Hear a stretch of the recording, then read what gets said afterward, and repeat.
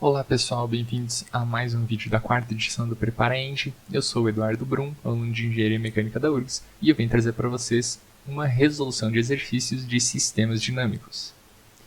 Bem, a primeira questão é uma questão da FUVEST. O mostrador de uma balança, quando um objeto é colocado sobre ela, indica 100 newtons, como esquematizado em A.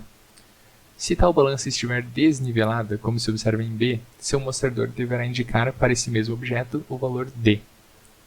Bem, aqui está o objeto, um objeto hexagonal, em cima de uma balança. Essa balança está medindo 100 newtons como o peso dele. Se a gente fizer essa elevação de 30 centímetros, o que vai acontecer? Bem, a primeira coisa que nós podemos notar é que isso aqui é um triângulo pitagórico. Para quem não lembra, para a gente achar essa hipotenusa aqui, nós precisaríamos fazer a soma dos catetos ao quadrado, certo? E nesse caso, um cateto sendo 30 e o outro sendo 40, a hipotenusa vai ser 50. Esse é o triângulo pitagórico. E agora, o que nós vamos fazer? Nós vamos fazer um diagrama de corpo livre. Para quem não está muito bem nessa parte de diagrama de corpo livre, tem um vídeo no canal explicando sobre isso, certo? Bem, aqui seria o diagrama de corpo livre dessa questão. Nós temos o peso de 100 newtons,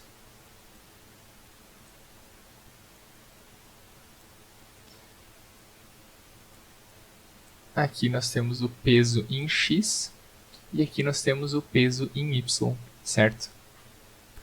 Nós sabemos que o peso em y é essa reta, porque a normal vai ser para cima, vai ser oposta a ele, a força normal, certo?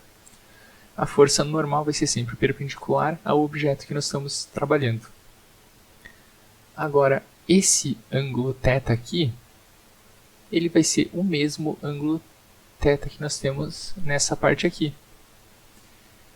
Então, para fazer essa resolução agora, nós precisamos usar essa fórmula aqui, que é o peso vezes cosseno de θ.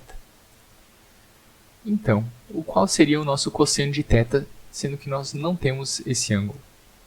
Bem, nós podemos fazer dessa forma. Nós pegamos o cateto adjacente, que é o 40, sobre a hipotenusa, porque isso é o cosseno, é o cateto adjacente sobre a hipotenusa. O pulo do gato nessa questão está em saber transportar esses ângulos, saber que esse ângulo é o mesmo que esse ângulo aqui, certo? Depois disso sai tranquilo. É só fazer essa resolução, 100 vezes 0,8, que é essa divisão aqui, nós vamos chegar a P em Y de 80 newtons. Então, essa força aqui, esse peso que antes estava sendo lido de 100 newtons, se a gente inclinar esse plano, vai passar a ler 80 newtons, certo?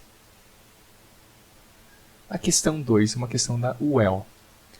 Os três corpos, A, B e C, representados na figura a seguir, têm massas iguais, m igual a 3 kg.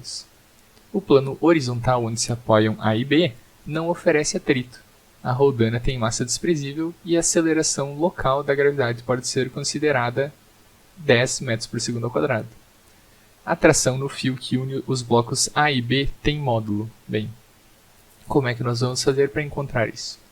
Primeiro, nós podemos substituir essa imagem por essa, certo? É uma imagem onde a gente coloca justamente o nosso diagrama de corpo livre. Aqui nós vamos ter o peso de C, ela está solta, né? O C ele está pesando para baixo. A força da tração 1. Aqui nós temos essa mesma tração. Aqui nós temos a tração 2, saindo do bloco B e do bloco A, certo? Então, como é que nós vamos organizar essa questão agora? Bem, nós vamos olhar para cada bloco individualmente e ver o que está acontecendo com eles. Seguindo dessa fórmula aqui. Força igual a massa vezes aceleração. Bem, essa nossa força pode ser quebrada pelo peso menos atração no nosso primeiro caso, certo? Peso menos atração 1, por quê? Porque eu estou adotando aqui como sendo o meu peso positivo, então a atração que está apontando ao contrário vai ser negativa. Vai ser igual a massa de C, certo? Vezes a aceleração. Massa de C vezes a aceleração. O que está acontecendo no nosso bloco B? Ele não está suspenso. Então, nesse lado da equação, o lado das forças, nós vamos ter somente a atração, certo? Somente a força da tração que está sendo exercida sobre ele, que é a atração 1 e a atração 2, certo? Agora, eu estou dizendo que para a direita isso é comum entre todos os exercícios, para a direita é positivo e para a esquerda é negativo, certo? Então, a atração 1 está para a direita, ela vai ser positiva. A atração 2 está para a esquerda, vai ser negativa. Vai ser igual a massa vezes a aceleração. A massa do B vezes a aceleração. E agora, no bloco A, o que está acontecendo? Nós temos apenas a tração 2, certo? Apenas a tração 2.